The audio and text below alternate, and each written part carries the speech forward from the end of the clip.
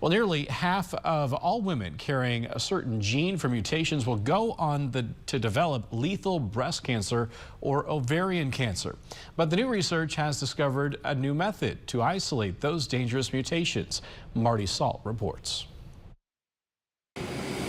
When BRCA1 and BRCA2 genes work correctly, they help repair damaged DNA. If they don't, genetic mutations occur, increasing cancer risk.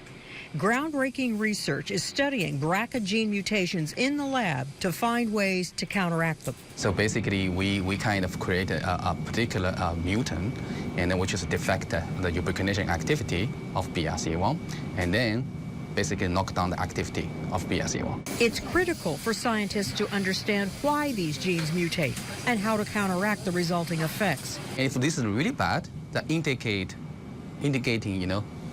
probably this individual will have some problem sooner or later, right?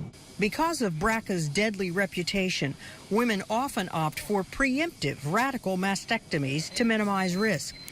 But this study is aimed at developing precisely targeted cancer drugs, possibly reducing the need for these surgeries. Helping the physician, the patient, make a decision. Marty Salt, WGEM News.